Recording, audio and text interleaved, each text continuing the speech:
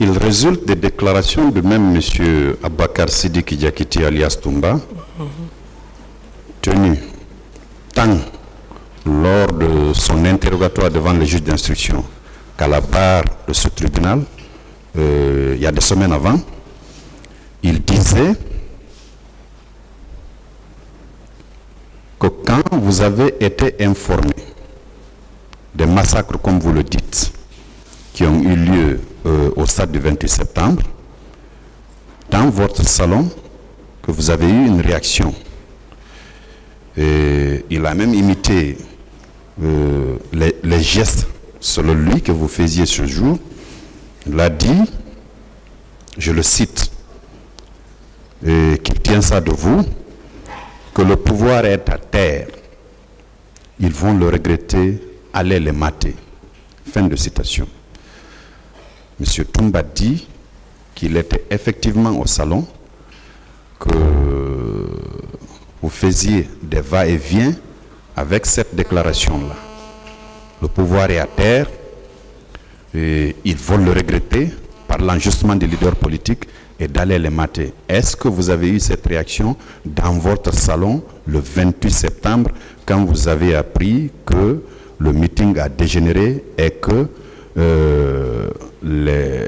on a tiré sur votre population? Merci, Monsieur le Président. Procureur. Merci, Monsieur le Procureur. Vous savez, d'abord je dis non, et en précisant aussi, un homme qui a pris le courage de vous tirer à bout portant, par la grâce de Dieu, il vous rate. Par rapport à des allégations, est-ce qu'il va se gêner? Quelqu'un qui ne s'est pas gêné pour vous tuer. Tout ça, ça veut dire quoi, Monsieur le Président? Archi faux, parce que ce n'est pas de la vérité. Ce n'est pas de la vérité. Je continue. Et donc, vous n'avez pas donné des instructions à M. Diakité, qui était votre aide de camp, d'aller au stade ce jour-là?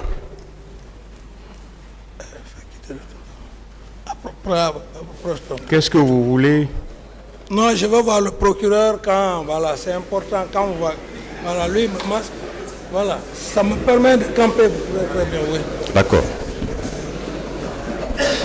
Je reprends la question pour vous.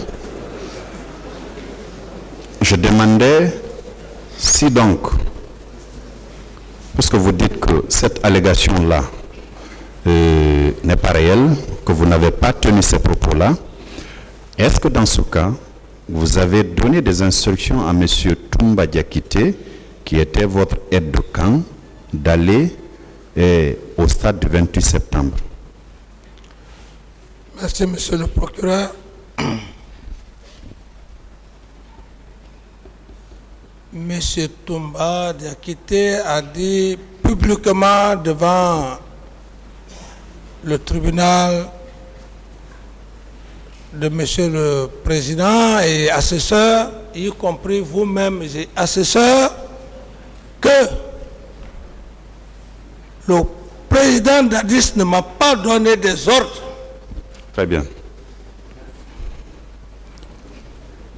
Ensuite,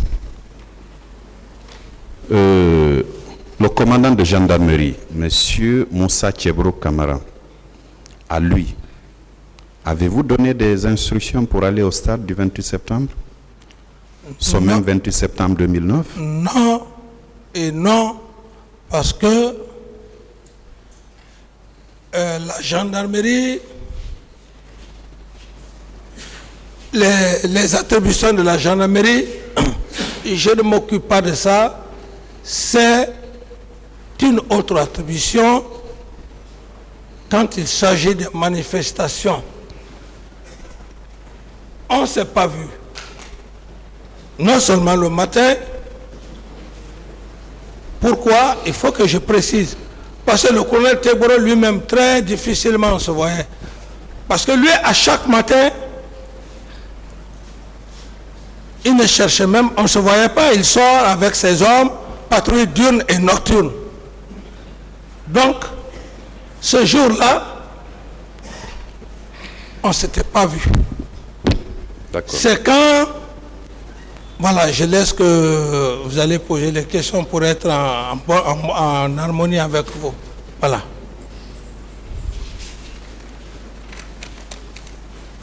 On ne s'est pas vu, je ne lui ai pas donné des ordres.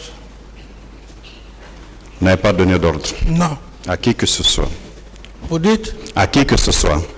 À qui que ce soit, monsieur l'empereur des poursuites, à qui que ce soit, et je reprécise même, monsieur le procureur, dans le PV, si j'ai bonne mémoire, de monsieur Diakité, où les juges d'instruction lui posent la question. Oui, le président Dadis ne vous a pas donné des ordres, oui. Est-ce que vous l'avez vu? Vous l'avez vu donner des instructions à d'autres militaires? Ça veut dire que si M. Toumba, c'est la seule personne entre Dieu et moi qui pouvait me compromettre devant cet auguste tribunal, je n'allais pas m'en sortir parce que j'aurais fait l'abus de confiance. D'autres questions, monsieur le procureur? Merci, monsieur le président. Alors, monsieur Camara, Oui.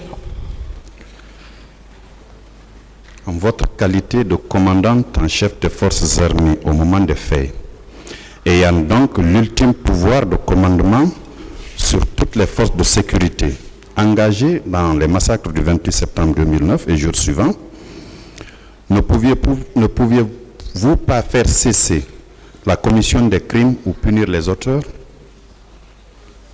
Reformuler simplement, c'est trop technique. D'accord. Ma question, c'est de savoir, puisque au moment des faits, le 28 septembre 2009, vous étiez le commandant en chef des forces armées. Et vous avez appris que, tout de suite vous disiez que vous avez appris que ce sont des bérets rouges qui se sont rendus au stade du 28 septembre. Vous avez appris qu'on a massacré la population guinéenne qui était désarmée dans un endroit clos et puis on a ouvert le feu. Puisque vous en étiez le commandant en chef des forces armées, quel était? Parce que vous pouviez quand même, vous aviez le pouvoir de décision en ce moment. Quelles étaient les actions concrètes que vous aviez menées pour empêcher? Parce que les tueries ont continué après 11 heures. Et vous avez été informé à 11 heures. Quelles sont les actions que vous avez entreprises pour les faire arrêter et les informations qu'on vous remontait? Vous avez dit que vous aviez des services de renseignement qui vous remontaient les informations. Ces services vous ont remonté les informations comme quoi peut-être tel était au stade. Vous avez dit le nom de M. Abakar Sidiki Diakité alias Toumba. Vous avez dit le nom du colonel Tchebro, entre autres, en plus des bérets rouges dont vous parliez. Pourquoi vous n'avez pas envisagé des sanctions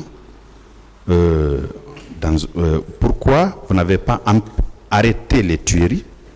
Ayant été informé à 11 heures, les tueries se sont perpétrées jusqu'au tard le soir.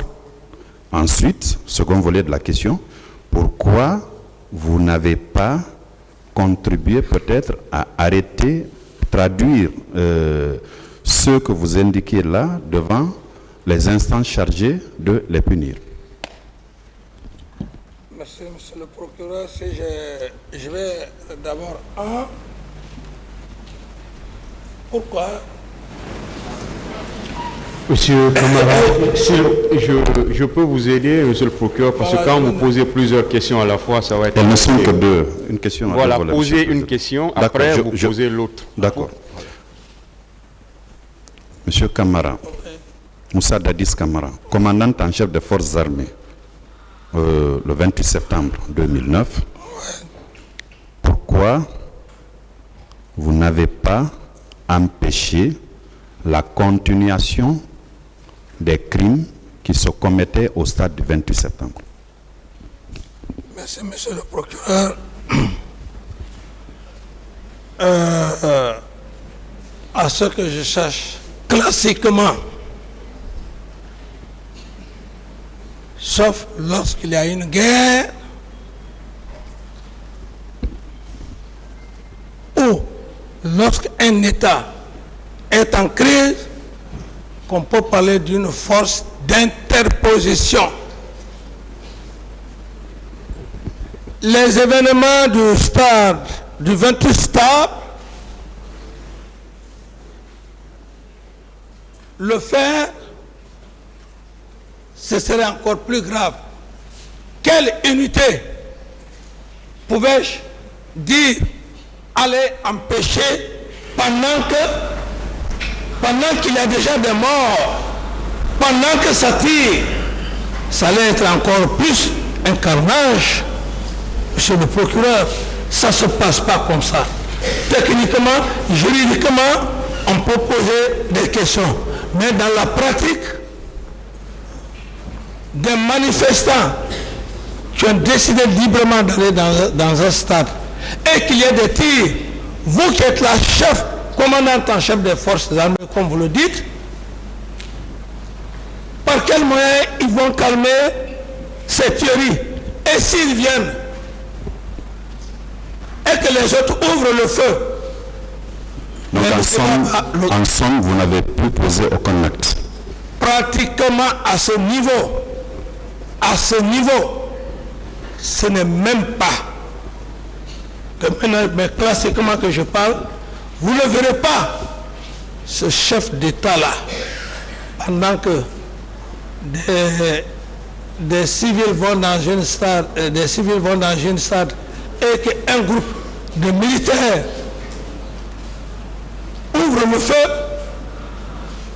qu'il essaye d'envoyer en ce moment, s'il y a problème, si il y a assez de morts. Donc, je ne pouvais pas le faire, et d'abord en le faisant, j'allais dangereusement compromettre la situation. Je continue. Oui. Alors, puisque vous n'aviez pu poser aucun acte, pourquoi les heures ou les jours qui ont suivi, vous n'avez pas œuvré pour que ceux qui se sont rendus au stade, que vous connaissiez déjà, soient tout au moins interpellés pour les mettre à la disposition de la justice? Pourquoi vous n'avez pas œuvré?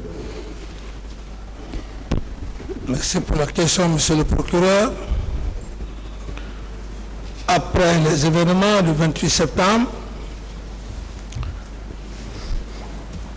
j'ai tout de suite pris les dispositions pour arrêter l'élément principal qui était sous mon commandement et qui avait les hommes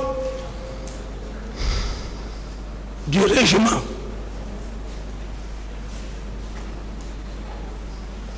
J'avais pris la décision de l'arrêter. Sauf que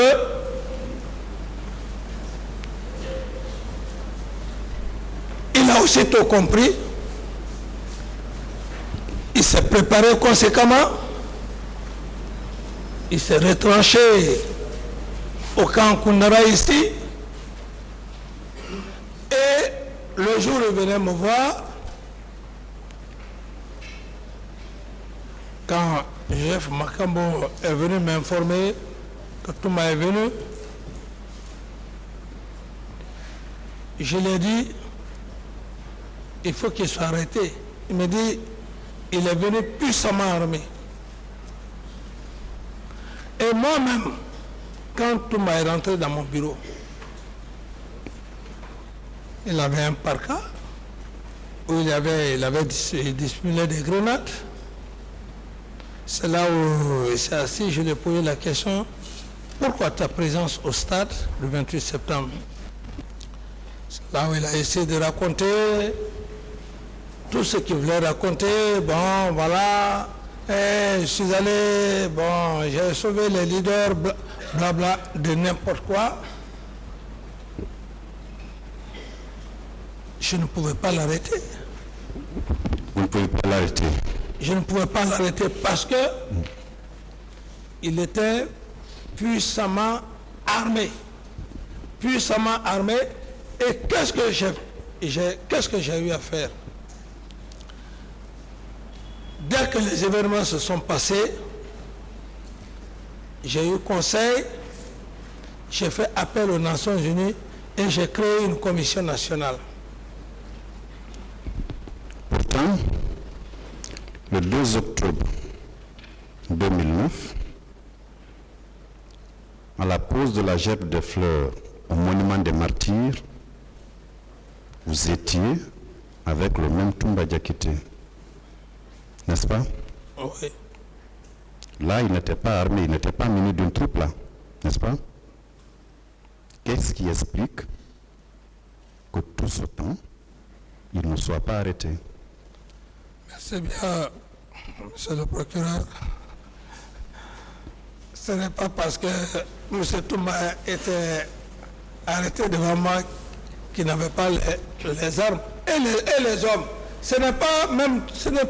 Toumba en personne qu'il faut voir, mais c'est ceux-là, Mangarde-là. Est-ce qu'il n'y a pas aussi des complices? La preuve. Vous allez arrêter un homme. Qui vous allez ordonner de l'arrêter? C'est vous-même. Et en le faisant le 2 octobre, je dis simplement, c'est pas parce que M. Toumba était derrière moi et que les gens disent qu'il était... Oui, il était derrière. Mais du moment que les dispositions étaient prises, et aussi j'avais engagé un appel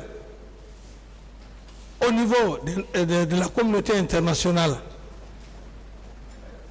et d'une commission nationale. Mais si cette voie de l'arrêté ne marche pas et que je trouve qu'en l'arrêtant il va y avoir encore beaucoup de dégâts collatéraux, mais je préfère que la justice, la communauté internationale fasse la lumière comme d'ailleurs elle a fait, et même la commission nationale qui a été créée. Alors je me dis, Dieu merci, le fait que Dieu nous a préservés. À supposer que je tentais d'arrêter M. Toumba, comme on l'imagine maintenant, c'est parce qu'il y a M. Toumba qui est là aujourd'hui qu'on parle de procès. C'est parce qu'il y a le président Dadis qui est là aujourd'hui qu'on parle de procès. Je pense que, monsieur le procureur, l'arrêter, ne pas l'arrêter, vous devrez même aussi m'en féliciter pour ma pensée future. Autrement, m'en féliciter comment? S'il y avait accrochage et que moi-même je perds la vie, vous serez aujourd'hui à l'aise de procéder à un jugement que lui-même aussi, M. Toumba, perd la vie. Il n'aurait jamais eu ce procès-là. Je pense, à des moments donnés, Dieu inspire. Donc, l'inspiration que Dieu m'a faite aujourd'hui, on est devant vous. Je pense, monsieur le procureur, vous devrez quand même m'encourager, dire que vous avez été un homme réfléchi. C'est ça l'officier d'état-major, la conception. Monsieur le procureur, félicitez-moi. Le fait d'abord que... D'autres questions, c'est bon. D'autres questions. Merci. Monsieur Camara, pourquoi dans ce cas, vous avez pris une décision le 2 novembre 2009 de promouvoir tous les officiers et sous-officiers de l'armée guinéenne au grade supérieur? Vous dites le 2 novembre 2009, vous avez pris une décision de promouvoir tous les officiers et sous-officiers de l'armée guinéenne au grade supérieur, sachant pertinemment que ces événements du 28 septembre-là, on a parlé des bérets rouges qui s'y étaient rendus. Malgré tout ça, vous avez pris cette décision. Comment vous expliquez cela? C'était à quel mois? 2 novembre 2009. La fête de l'armée, c'était le 1er. Le 2 novembre, vous avez pris une décision. J'ai hérité ça de mes aïeux, de mes devanciers. J'ai hérité ça de mon feu respecté, général Lansana Conté. C'est son héritage. Parce que chaque fête de l'armée, il ne pouvait pas nommer les militaires. Le même jour, c'est le lendemain qu'il les nommait. Donc, je ne peux pas venir laisser cette tradition. C'est simplement ça, monsieur le procureur. Ce n'était pas autre chose. Sauf que oui, vos devanciers n'avaient pas vécu des situations tragiques à la veille de la fête de l'armée guinéenne. Vous en avez vécu. Vous n'avez pas fait de tri, vous avez procédé à la promotion de tous ces militaires-là. Merci pour la question, monsieur le procureur. Certes, les circonstances n'ont pas été les mêmes. Mais je précise encore que c'est une tradition, ça dépend du chef qui est là. Si vous voulez, vous le faites. Si vous ne le voulez pas, moi c'était juste, si vous ne voulez pas le faire, je vais lancer en compte que je l'ai fait. Donc, cela n'a rien à voir par rapport aux événements, parce que ce n'est pas tous les militaires qui sont partis au stade. Ce n'est pas tous les militaires de l'intérieur qui sont venus au stade à cause de certains individus. Je ne peux pas entraver une tradition. Ça n'a rien à voir avec ça. Je dis bien que c'est une tradition dans l'armée que j'ai suivie, monsieur le procureur. N'ayant fait aucun tri entre ceux qui sont partis et ceux qui ne sont pas partis, en faisant ces promotions-là, ces différentes promotions ne tendent-elles pas à démontrer que vous étiez d'accord avec les actions menées au stade du 28 septembre les jours suivants? Monsieur le procureur, vous savez, cette tradition, c'est quoi? À l'époque, le président Ferdinand Lansana Conté, il disait, faites un pas pour tout le monde. Alors donc, dans cet élan, vous n'avez pas encore tous les éléments qu'il faut. Le port du grade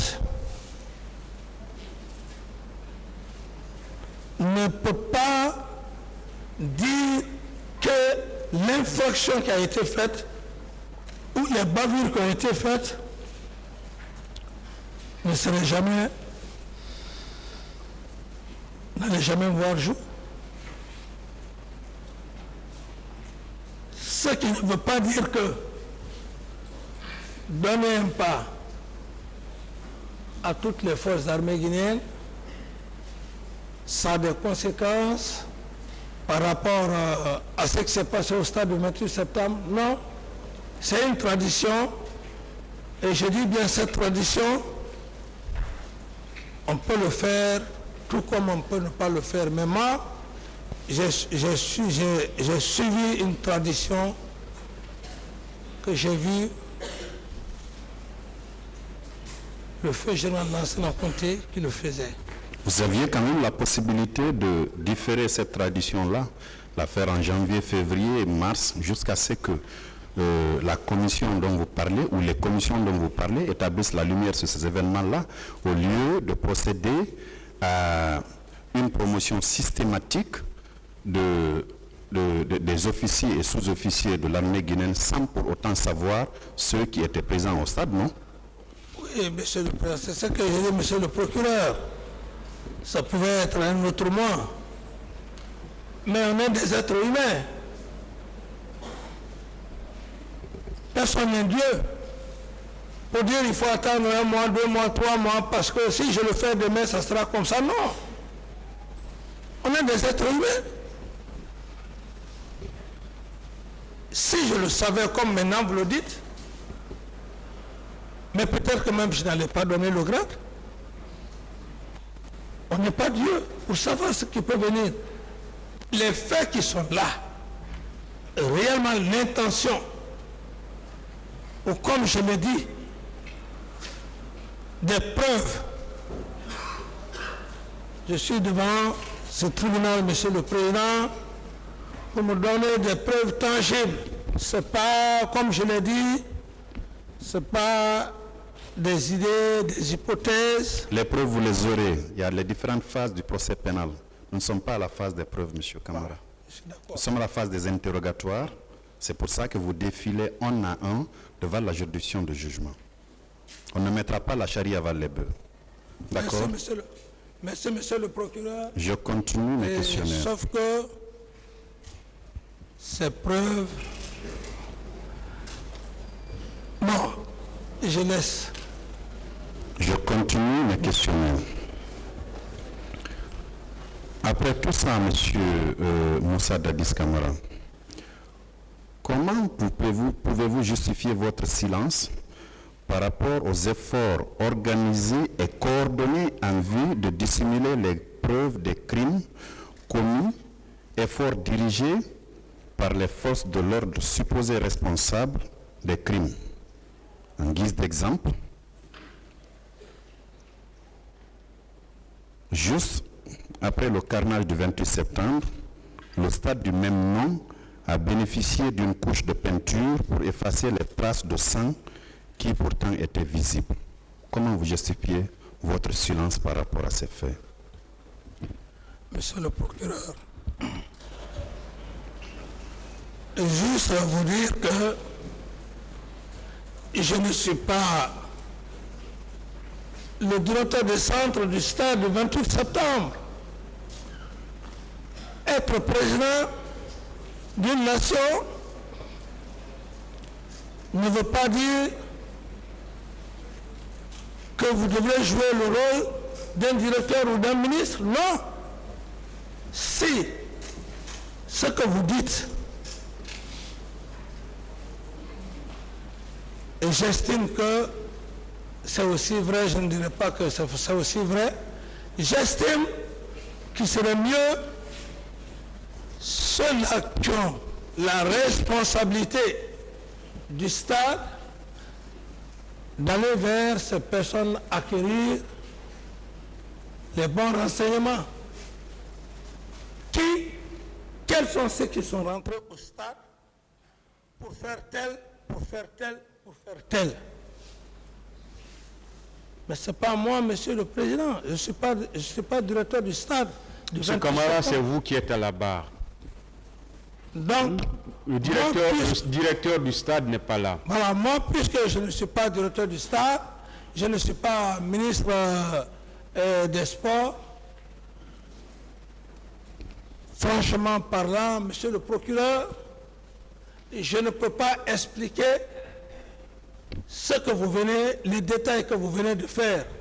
C'est d'ailleurs ma toute première nouvelle, ce que vous venez de dire. Sauf que vous avez dit à la barre du tribunal, pour votre défense, que vous aviez appelé, vous avez contribué à mettre en place une commission d'enquête nationale et une autre à l'échelle internationale. Et vous savez, quand un crime est commis, vous savez bien que vous n'avez pas probablement fait des études de droit, mais vous devez savoir que au niveau de la scène de crime, on ne touche rien jusqu'à ce que la commission vienne constater de visu. Mais on s'est précipité pour mettre une couche de peinture au stade du 28 septembre pour ne pas qu'à l'arrivée de la commission ou à l'arrivée des enquêteurs, qu'il y ait une trace visible du sang qui existait là. Monsieur le procureur, à ce niveau-là, moi, il y a une situation de massacre qui s'est perpétrée dans un lieu connu, aussi grave. Mon rôle, c'est d'alerter la communauté internationale et les autorités judiciaires du pays. Alors, si dans cette mission, qu'à l'intérieur, qui ne va y faire leur mission, est-ce moi ma faute? Non. Est-ce moi ma faute? Non. Moi, je crée une commission nationale pour une transparence. On choisit des cadres, des magistrats, de ceci, de cela. Et s'il y a faillite dans cette commission, c'est à moi la faute. C'est comme si un chef, un directeur donne un travail à ses subordonnés et dit allez pour telle mission dans une région. Au cours de cette mission, il n'arrive pas à accomplir la mission. Est-ce pénalement, c'est la faute du directeur qui a envoyé ses agents pour faire un travail technique? C'est ceux-là qui n'ont pas bien fait le travail du directeur qui ont la responsabilité. C'est ce que je veux vous faire comprendre, monsieur le procureur. Le tribunal vous a entendu. Voilà. Je continue. Voilà. Je suis satisfait par rapport à la question. C'est bon, M. Camara. D'autres questions, M. le procureur? On a parlé des recrues de Kalea, qui était un centre d'instruction où des formations se faisaient. Que saviez-vous de ces recrues-là? Le mode de recrutement, combien de temps devait durer la formation? Qu'en savez-vous? Merci, monsieur le procureur, pour la question. Cette question, je vais juste essayer de dire quelques mots pour ne pas aussi donner l'impression de fuir certaines réalités devant le tribunal pour ne pas permettre au président d'avoir une conviction. Sinon, c'est le général Sekouba Konaté, et d'ailleurs, je le dis, je réitère, par rapport au recrue de Kalea, ce n'est pas le président qui fait le recrutement. Il y a un ministre de la Défense qui a charge de faire le recrutement. C'est comme un peu, peut-être ça va encore faire un peu rire les gens, c'est comme le ministre de la Justice. On dit ministre de la Justice, mais le ministre de la Justice n'est pas là, il a ses représentants ici. C'est un peu comme ça, monsieur le procureur. Le ministre de la Justice n'est pas là, mais il a ses représentants ici. Ce n'est pas lui qui fait le jugement, ce n'est pas lui qui dit faites ça, non. C'est typiquement par rapport à cette question, ce n'est pas le président qui s'en est occupé de ce recrutement. Le président Moussa Dadis Camara, à l'époque, a simplement dit au ministre de la Défense, si vous voulez faire un recrutement, faites au niveau de toutes les 4 régions naturelles. Donc ça veut dire que le ministre de la Défense nationale vous avez informé qu'il devait procéder à un recrutement au sein des forces armées guinéennes, n'est-ce pas? Parfait. C'est ça. On ne pouvait pas procéder à un recrutement sans pour autant que vous en étiez informé, surtout que vous étiez commandant en chef des forces armées guinéennes. Tout à fait normal, il faut être honnête. Bien. Le ministre de la Défense, s'il doit faire un recrutement, il tient à informer le président. Donc, le président lui donne le feu vert. Maintenant, la méthode ou la manière de recruter l'incombe. Le président dit les 4 régions. S'il a respecté, s'il ne l'a pas respecté, si vraiment sa présence va être là, il va vous dire comment il a recruté, comment il a procédé au recrutement des hommes de Kaléa. Et d'ailleurs, c'est dans cette salle que je remercie d'ailleurs Dieu que M. Toumba ait dit ici que ce recrutement, un recrutement, ce n'était pas dans les règles de l'art, tout ça, mais que dans ce même recrutement, qu'il a eu des quotas et le ministre de la Défense a eu des quotas. Ce n'est pas moi qui le dis. Est-ce que le ministre de la Défense nationale... Monsieur le procureur, laissez-moi aller au bout de mes idées, c'est important. S'il est satisfait, c'est bon. J'ai besoin aussi de faire asseoir la conviction du président, c'est important. Allez-y. J'ai besoin de faire asseoir sa Allez-y, conviction. j'attends tout le temps qu'il faut. Ceci étant, c'est dans cette salle que j'ai appris qu'il y a eu 2 centres de formation. Kaléa et un autre centre d'ailleurs qu'on dit Siam. N'eût été ce jugement-là, je n'allais pas savoir qu'il avait le même recrutement a eu 2 centres de formation. Voyez-vous que c'est contradictoire, ambigu.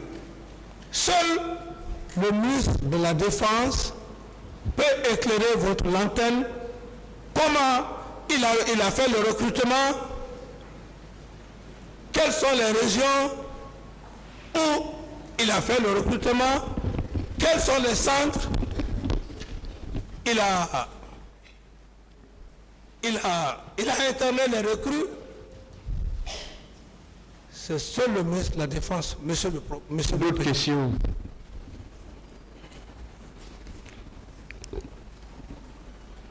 Parlant toujours de ces recrues, quand vous aviez le ministre de la Défense, vous en a fait la proposition, aviez-vous discuté du nombre qu'il fallait recruter et la durée de la formation de ces nouvelles recrues-là? Vous en aviez discuté? Non. Bien.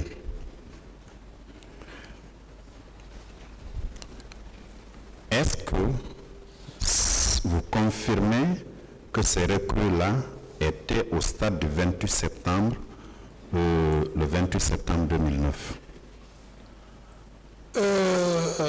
J'ai appris, à l'époque, j'avais appris des informations, mais confirmé que les recrues de Kaléa étaient au stade. Je ne peux pas confirmer parce que c'était des informations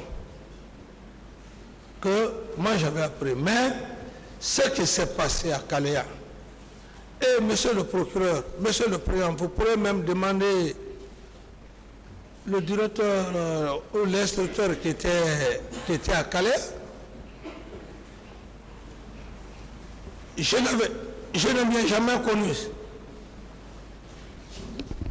Donc vous ne connaissiez pas le nombre, vous ne connaissiez pas la durée de la formation, non. Et vous ne savez pas non plus si ces recrues étaient au stade du 28 septembre. Non.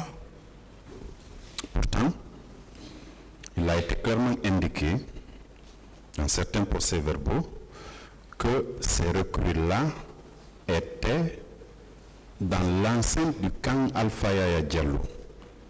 c'est là que vous aviez vos bureaux et c'est là que vous aviez votre domicile.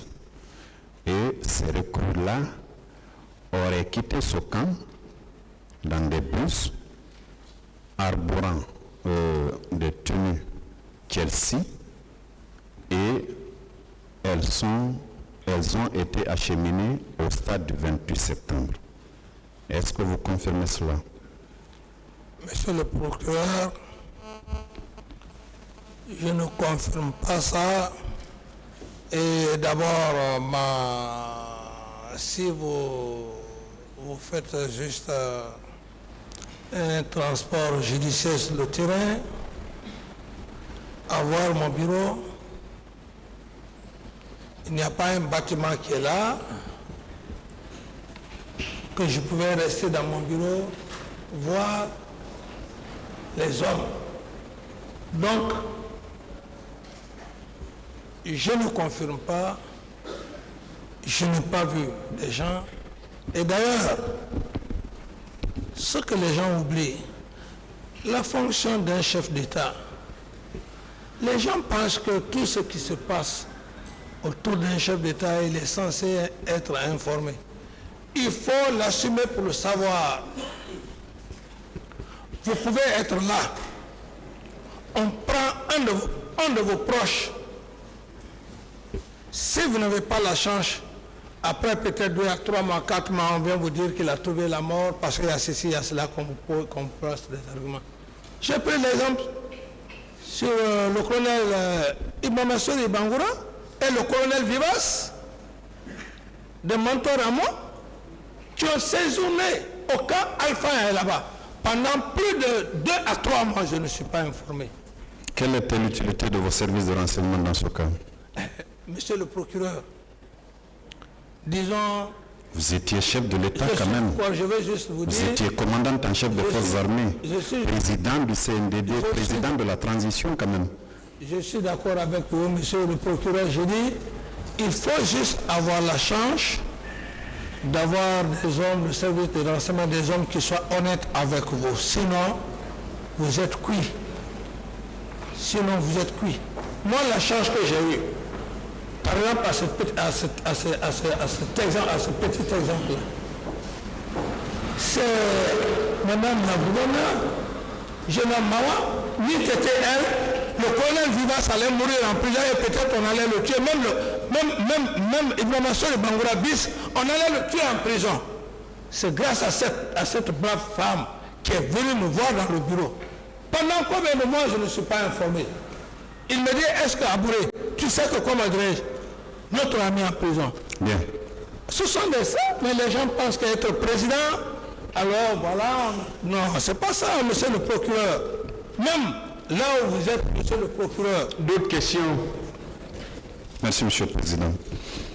Étiez-vous informé du pillage des commerces, des biens mobiliers, habitations, incendies de magasins, conteneurs et leur contenu perpétrés par les agents des forces de l'ordre dans certains quartiers de Conakry, tels que les quartiers de Bambeto, de Bomboli, de Andala et de Koza? Vous étiez informé? Non, non. Vous n'étiez pas informé? Dans le cas de pillage, c'est quand il y a des problèmes que la presse en parle. Mais par rapport à cette question, je n'ai pas été informé de cela. Même par voie de presse? Même par voie de presse. C'est curieux. Il faut avoir juste la chance de tomber sur la presse, qu'elle en parle et que tu puisses... Pourtant, le 28 septembre et les jours qui ont suivi, toutes les stations de radio ont relayé des informations relatives au massacre, au pillage et les autres infractions qui ont été perpétrées au stade du 28 septembre et alentour et les jours qui ont suivi. Oui, monsieur le procureur, c'est ce que je dis. Je dis, il faut juste avoir la chance de tomber sur une information. Moi, par exemple, j'ai eu la chance de tomber sur les images, sur certaines images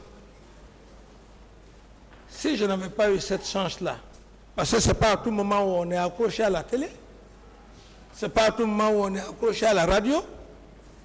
Et je ne dis pas qu'il n'y a pas eu de pillage. Je dis bien que je n'ai pas été informé. C'est différent de dire qu'il n'y a pas eu ça. Je vais juste dire qu'il faut avoir juste la chance de tomber sur l'information pour que toi-même tu cherches qu'il y a eu ça, il y a eu ça. D'accord. Vous confirmez quand même avoir été informé, ne serait-ce que par voie de presse, n'est-ce pas? C'est ce que je dis, monsieur le procureur. Je dis bien que l'information par rapport au problème de pillage, à dire que je suis resté là, capté pour dire que toute ma pensée était sur le cas des morts. Je Tout continue. mon problème, c'était... C'est bon, vous avez répondu que vous n'avez pas été informé. Je continue. Que savez-vous dans ce cas des attaques au domicile de feu Jean-Marie Doré à Donka, M. Selouda Diallo à Dexine et M. Sidia Touré à la Minière? Bon, à ce niveau, c'est pourquoi je dis qu'il y a certaines informations, on peut les avoir.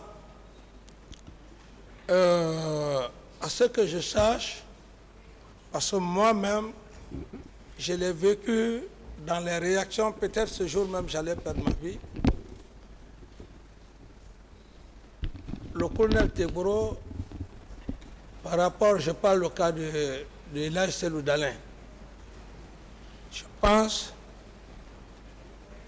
bon, je ne voudrais pas parler à sa place, mais situation oblige que je le dise. Alors il avait pris des éléments. Des éléments. Peut-être maintenant il dira que c'est les éléments soupçonnés avoir été chez M. Seloudalin. Mais ce jour, il devrait y avoir un carnage entre les éléments de Teboro et les éléments de Toumba. C'est le bruit qui m'est venu, et puis les gens sont venus me dire que les deux unités veulent s'approcher. Monsieur Camara, est-ce que vous avez été informé des attaques au domicile de ces trois leaders-là, entre autres? Le 28 septembre. Et jour suivant, ou jour suivant?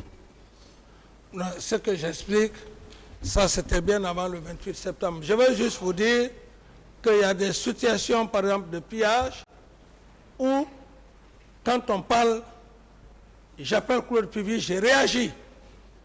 Je dis, il y a tel, il y a tel, il y a tel, il y a tel. Je suis même arrivé un jour, je ne sais pas quelle banque, il y a des militaires qui ont, est-ce que ce n'est pas même Mamadou Baouri? Ils l'ont fait descendre de sa voiture. Monsieur Camara, le procureur veut savoir, Ouais. autour du 28 septembre et des jours suivants. Le 28 septembre, les jours qui ont suivi, non. Ce que j'explique là, ça c'est des faits bien avant le 28. D'accord.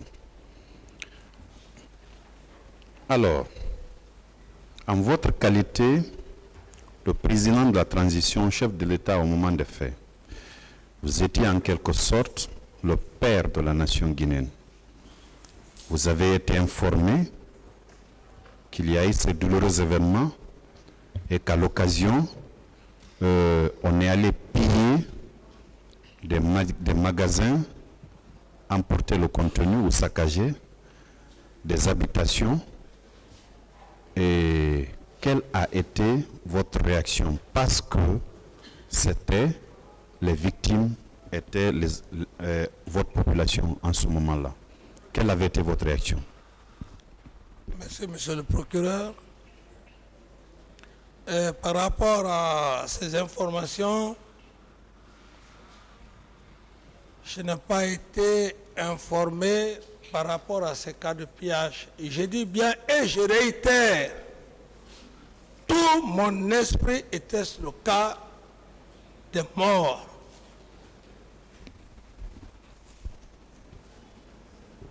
C'était tout mon problème. Les gens qui sont morts au stade, parce que c'est un fardeau, je voyais déjà ce fardeau. Mais dire que bon, on m'a informé les cas de pillage, non. Est-ce qu'en conseil de ministres, le sujet avait été tout au moins évoqué? Merci. Et je pense que, comme je l'ai dit, moi j'ai eu la chance d'avoir un Premier ministre charismatique, technocrate.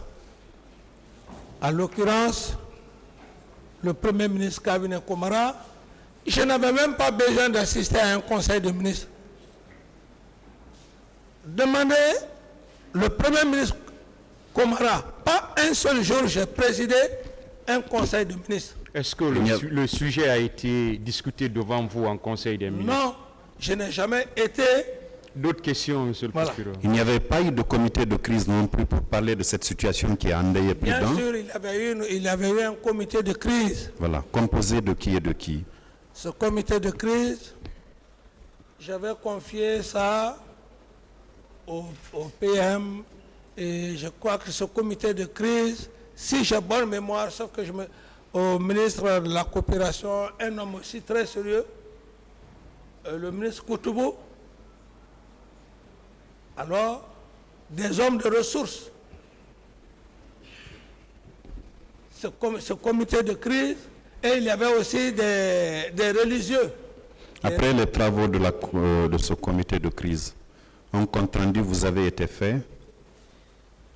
Oh, bon, cela a trouvé maintenant que on avait déjà perpétré l'attentat contre moi. C'est au Burkina où je suis resté. Septembre, octobre, novembre, ce comité ne s'est pas réuni, n'a pas travaillé pour venir vous faire vous rendre compte des travaux de la commission et vous faire des recommandations? Monsieur le procureur. Par rapport à un événement aussi important que ces massacres et pillages-là? Mais c'est ce que je dis et je pense que ce comité a fait son travail. Pourquoi? Parce que les gens qui ont perdu leur vie au stade, il y a eu cette commission-là, la commission de corps qui devrait s'occuper des corps et qui devrait faire, bon, dire distribution des corps, c'est un peu, je ne trouve pas le langage parce qu'un corps on ne distribue pas, mais le langage approprié, donner le corps aux parents. Cela a été fait par suite d'une commission et cette commission, elle était sous l'égide des religieux et de... Monsieur Kamara, tout ce que monsieur le procureur veut savoir, c'est est-ce que cette commission vous a rendu compte une fois? Cette commission me faire un compte rendu.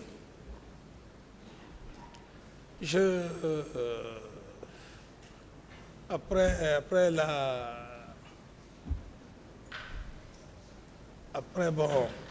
d'avoir donné le corps. Est-ce que la commission vous a rendu compte à vous, en tant que chef de l'État? C'est ce qu'il veut savoir. Un compte rendu écrit. Non, qu'il soit écrit ou verbal.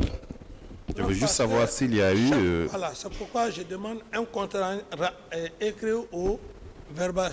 Chaque fois que ça se passait, le PM, le Premier ministre me rendait compte. Et même les corps qui étaient commandés à la morgue, j'étais déjà informé, mais c'était dans la main à la disposition de cette commission. Donc un compte rendu écrit, non, mais verbal, je le recevais. Bien, après ces comptes rendus verbaux, excusez-moi de vous interrompre, je suis déjà satisfait. Après ces comptes rendus verbaux, est-ce que vous avez pris des décisions? Après ces comptes rendus verbaux, les personnes déjà décédées au stade, c'est moi qui ai donné des instructions au ministre de la Santé lorsqu'il était question de filmer les corps, parce que la presse étrangère était là, l'accès de la presse étrangère était difficile, c'est moi qui lui ai donné les instructions. Je dis, laissez la presse étrangère rentrer, filmer les corps. D'accord. Est-ce que vous avez pris des décisions après ces comptes rendus-là, à part de filmer les corps là? Mais c'est les décisions maintenant que j'ai eu à prendre. C'est là où je l'ai dit, ces corps, il faut que ces corps, vous les gardez à la mort, que ça soit bien entretenu pour que les parents puissent être en possession. C'est ce que vous avez vu à la mosquée Faïssa. Et la distribution des corps devrait se faire par les religieux. Donc ce sont des décisions urgentes qu'il fallait prendre. Et c'est ce que j'ai fait effectivement.